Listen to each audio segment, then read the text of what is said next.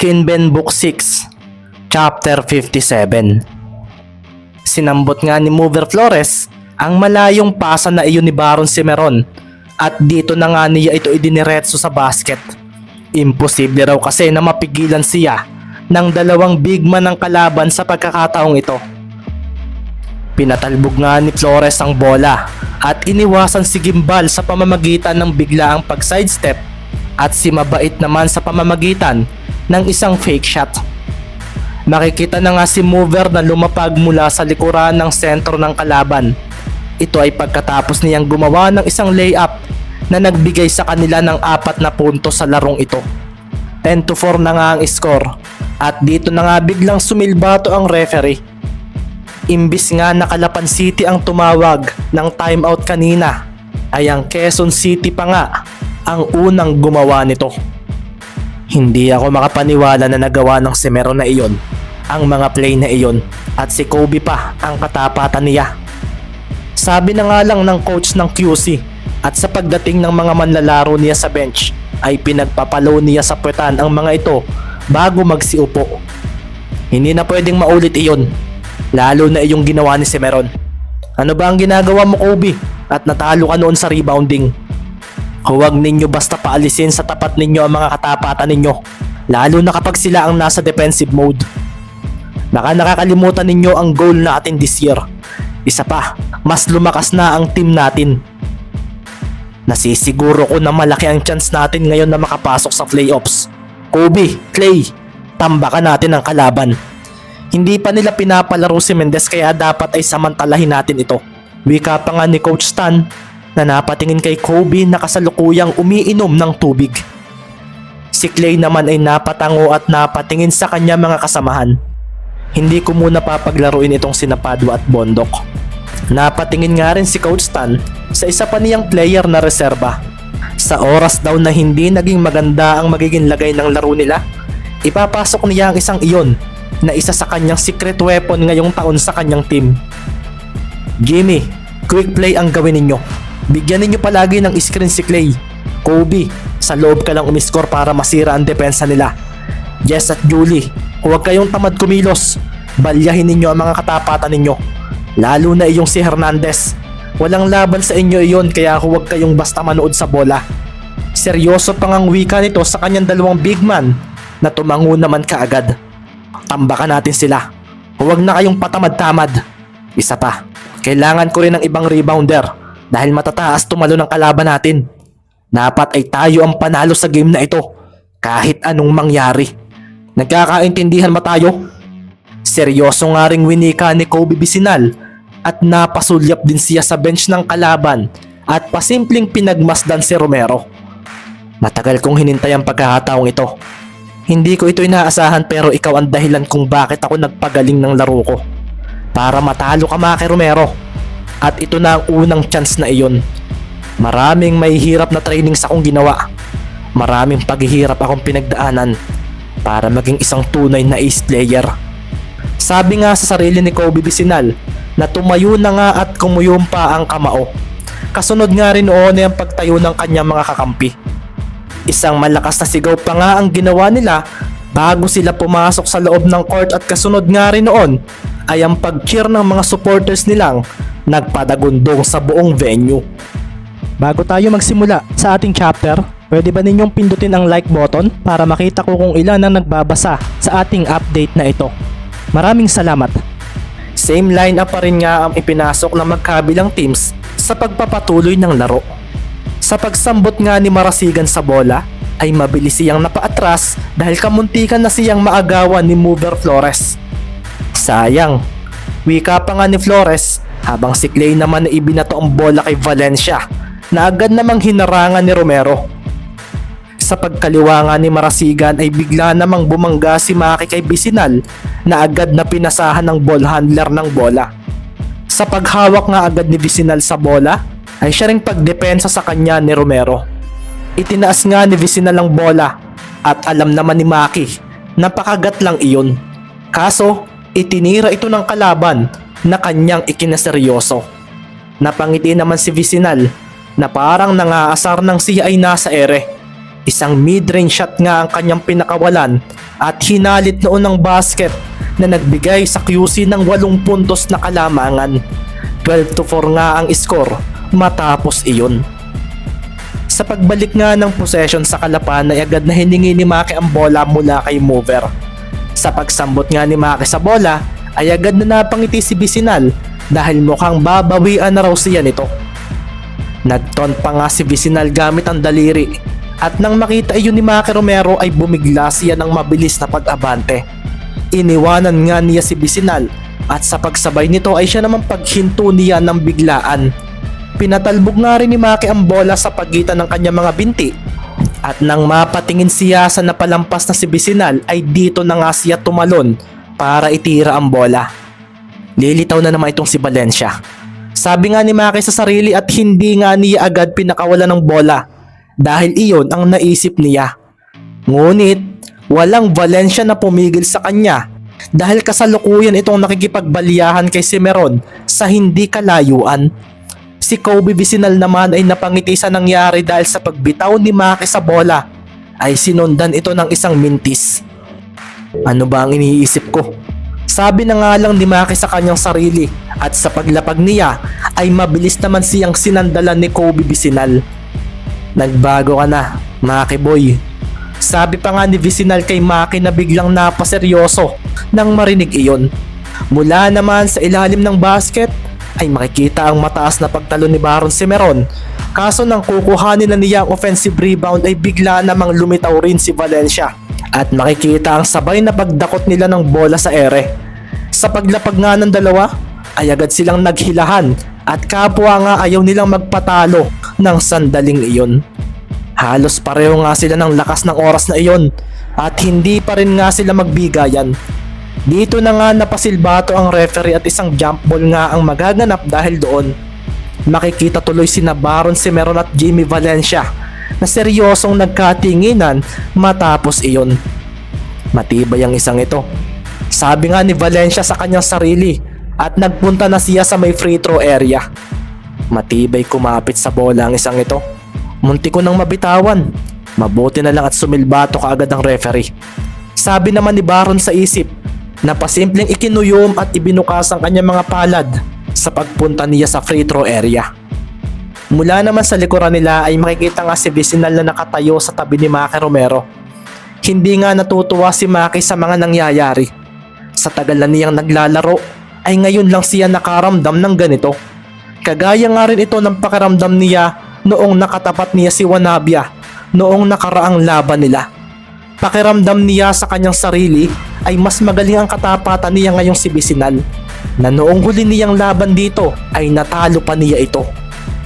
Marahan din nga niyang naisip ang mga sinabi sa kanila ni Sir Isaiah nitong nakalipas na araw. Maging ang pagtalo sa kanila ni Mendez noong nakaraang practice game nila ay nasa isip din niya ng mga sandaling iyon. Ano ba ang nangyayari sa akin? Tanong nga ni Maki sa sarili ng mga oras ding iyon. Ito ang isa sa mga sakit ng mga magagaling na players. Kung bakit may mga magagaling na players ang bigla na lang nawawala sa big scene. Mahinang wika nga ni Jason Castro sa tabi ni Isaiah na napatango naman. Unti-unti silang nagkakaroon ng doubt sa kakayahan nila kapag may nakakatapat silang mas magaling sa kanila. Lahat ng mga players ng kalaban na hindi tumitigil sa pagpapagaling ng laro nila. At talagang sa isang match-up ay may lalabas na mas mahina. Ito ang kailangan nilang maisip kaya hindi ko pinaglaro muna sina Ricky at Marlon. Wika naman ni Isaiah na isa-isang pinagmasdan ng mga players niya na nasa loob ng court. Kailangan nilang hindi makontento sa kung ano lang ang nagagawa nila ngayon. Maiiwanan sila kung magiging masaya lang sila sa improvement ng mga kasamahan nila. Dagdag pa nga ni Isaiah na napatingin kay Maki Romero. Alam nga niya na isa si Maki sa mga players na nagturo kay Ricky. Kaso, nakalimutan daw yata nito ang sarili nitong paghusayin palalo. Alam naman niyang halimaw ito sa basketball kaso sa ligang ito ay marami ring halimaw na kagaya nito.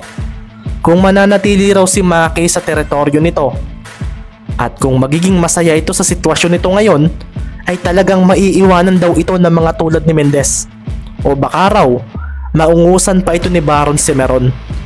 Maganda iyon para sa team pero alam ni Isaiah na may impact ito kay Romero kung mangyari iyon. Sumilbato na nga ang referee at sa pagtapon nito pataas sa bola ay bigla na lang tumalon si Cimeron kaagad na ikinagulat ni Valencia. Masyado pa raw maaga kaso nahampas nga ni Baron ang bola at dito na nga napaseryoso ang mga players ng QC dahil doon. Nasambot naman agad ni Mover ang bola na agad na hinarangan ni Marasigan. Kasunod ng pagpapatalbog nga ni Flores sa bola ay ang bigla niyang pagkaliwa at dito na nga bumangga si Marasigan sa screen na ibinigay ni Ibanez. Kasunod nga nito ay ang pag-abante ni Flores at sa pagsabay rito ni Gimbal ay siya naman pagseryoso ng mga mata ni Mover. Kumawala nga ang bola mula sa palad niya papunta sa kabila. Sa pagdikit nga ng malaki niyang defender ay bigla niyang iniangat ang kanyang katawan na tila tatalon. Dito na nga napasabay si Gimbal at napangiti naman si Coach Isaiah sa ipinapakita ni Mover. Alam kong magaling at matalinong player si Mover. Willing siyang mag-adjust sa anumang game at observant din ang isang ito. Sabi pa nga ni Isaiah, si Mover naman ay mabilis na nilampasan ang nasa airing si Gimbal at dito na nga napaseryoso si Valencia. Bumigla nga siya ng layo kay Cimeron at nakikita nga ang paghabol nito kay Flores. Nang makita nga ito ni Flores ay napangiti siya at biglang hinila ang dribble sa bola pabalik. Pinalapit niya si Valencia at sa pagtatapat nila ay biglang kumanan si Mover na ikinahabol agad ng kanyang bagong defender. Ikaw ba ang best defender ng team ninyo? Kung hindi mo ako mapipigilan, paano mo mapipigilan ang ace player namin? Biglang wika nga ni Mover na ikinaseryoso ni Valencia. Mayabang, sabi nga ni Valencia at sa pagsabay niya ay napaseryoso na lang siya nang mag-sidestep si Flores sa kanyang harapan. Bumigla ito ng pagkaliwa at mabilis niya itong sinundan kaso nagulat siya nang sa kanan pa rin ito umabante. Ang talbog din ng bola ay lumipat sa kabila nitong kamay ng sandaling iyon.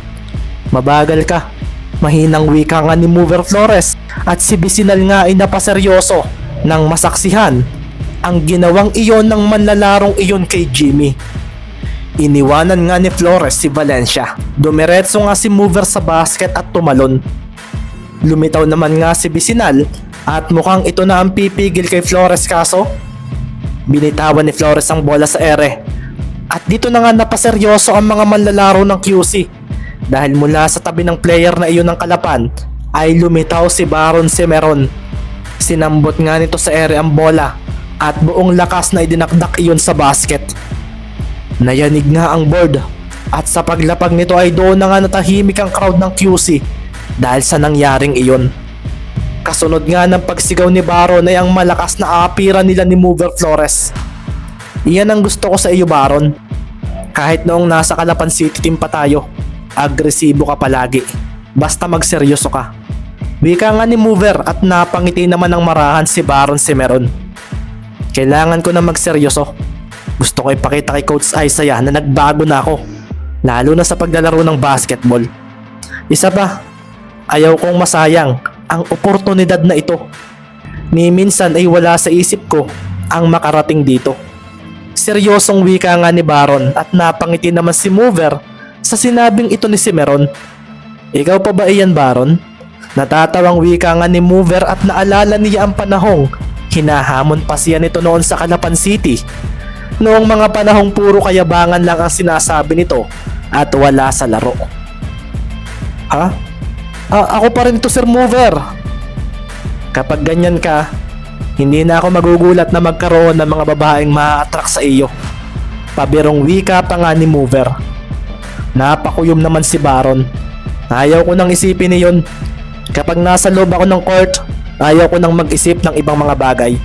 Okay lang o matalo ako ng mga katapatan ko, ang importante sa akin ay magawa ko ang laro na natutunan ko at ang improvements na alam kong kaya ko na. Napatawa naman si Mover at tinapik sa balikat si Baron. Para kang ibang tao, Baron. Okay lang na matalo ako ng mga katapatan ko. Narinig nga rin ito ni Maki at bigla siyang may naalala na isang tao na ganito ring mag-isip. Napailing na nga lang si Maki dahil mukhang nakukuha na niya ang ibig sabihin ni Coach Isaiah na magkaiba silang dalawa ni Mendez, kaya mas mabilis ang improvement nito. Napahinga nga siya ng malalim at habang nangyayari iyon ay pasimple namang napatingin sa kanya si Mover Flores. Hindi ka sanay matalo, Maki, sa mga nagiging matchups mo. Kaso, tingnan mo ang mindset ng mga players na palaging natatalo. Sabi nga ni Flores sa kanyang sarili. Sa Quezon City Warriors na nga ang bola. At sa pagsambot nga ni Marasigan doon, ay agad siyang napatingin sa kanyang mga kakampi. Agad nga niyang ipinasa kay Valencia ang bola. At sa pagdating niya sa side nila, ay makikita ang mabilis sa pagbibigay ni Vicinal ng screen dito. Dito na nga siya tumakbo ng mabilis upang gamitin iyon. At pagkakita ni Valencia sa paglitaw ni Marasigan sa pwestong iyon, ay isang mabilis na pasa ang kanyang ginawa papunta rito. Pagkasambot nga ni Clay sa bola, ay pinakawalan agad niya ang isang tres na humalit agad sa basket. Doon na nga muling nagwala ang crowd ng QC at makikita nga ang pagngiti ni Clay matapos iyon. Hanggat nandito ako, hindi ko hahayaang makahabol kayo. Ang shooting ko, ito ang ipantatalo namin sa inyo. Bulalas nga ni Clay sa isip na napatingin pa sa basket habang paatras na lumalayo. Pagdating naman sa kalapan ng bola, ay muli na naman ngang gumamit ng screen si Mover mula kay Ibanez. Alam kasi niyang walang gagawin itong si Gimba laban sa kanya at iyon na naman nga ang nangyari. Isang ang easy 2 points ang kanyang ginawa laban dito. Nagpatuloy nga ang game na iyon at nagkaroon ng palitan ng score ang magkabilang koponan. Kaso masyadong nagtatamasa ang outside shooting ni Marasigan kaya nanatiling lamang ang QC dahil sa pangyayaring iyon. Sa natitirang 2 minuto ng unang quarter ay 27-20 nga ang score at lamang pa rin ang QC dahil sa 3 tres na ginawa ni Marasigan na nagiinit ang palad ng mga oras na iyon. Maganda kasi ang pag-screen ni Vicinal para makakuha ito ng espasyo at praktisado nga nito ang catch and shoot scoring na nagmumula kay Valencia. Maganda rin naman ang ginagawa ng Kalapan, kaso hindi nila madepensahan ang ginagawa ng QC kung kaya napatawag nga si Coach Isaiah ng timeout para mapahinto ang mainit na shooting ng kalaban. Tuwang-tuwa nga si Clay sa pagbalik niya sa bench at para siyang VIP nang siya ay umupo doon dahil inabutan kaagad siya ng tubig at towel ng kanyang mga kasamahan. Ayos ba, Boss Kobe? Gaya ng promise ko noong hindi tayo nakapasok sa playoffs last year. Mas magiging magaling pa ako ngayong taon. Sabi nga ni Clay at si Kobe naman ay napangiti ng marahan. Naalala kasi niya na nakita niyang umiiyak si Clay sa court noong natalo sila sa isang regular game na kung saan ay nawala na sila ng pag-asang makapasok sa top 8. Nalungkot din siya noong panahong iyon dahil kung nanalo sila ay sila sana ang number 8 sa playoffs. Kaso natalo sila ng Cebu na siyang kumuha ng slot na iyon. Babawi tayo next year. Wika nga ni Kobe kay Clay. Hindi kasi niya akalain na makakakita siya ng isang player na iiyak dahil sa pagkatalong iyon. Bigla tuloy siyang may naalala sa kanyang nakaraan na pinilit na niyang kinalimutan. Pangako, Boss Kobe, mas pra-practicein ko ang shooting ko para kapag crucial time ay hindi na sa iyo mapofocus ang depensa ng kalaban. Mas magiging malakas ako. Pangako ko iyon, kuya. Napangiti naman si Kobe nang marinig iyon at ginulo niya ang buhok ni Clay. Aasahan ko yan sa iyo. Huwag kang mag-alala, mas mag-i-improve din ako. Kasi palakas ng palakas ang kalaban at hindi pwedeng okay na tayo sa ganito. Magandang araw. Para sa mga gustong magbasa rin ng advanced chapters dito sa YouTube channel natin, mayroon din tayong available para sa inyo. Pindutin lang ninyo ang join button na makikita ninyo sa channel at magkakaroon kayo ng 3 choices. 25 pesos, 49 pesos at 199 pesos. Ang dami ng chapters na inyong mababasa ay nakadepende sa presyo na inyong pipiliin. Maraming salamat.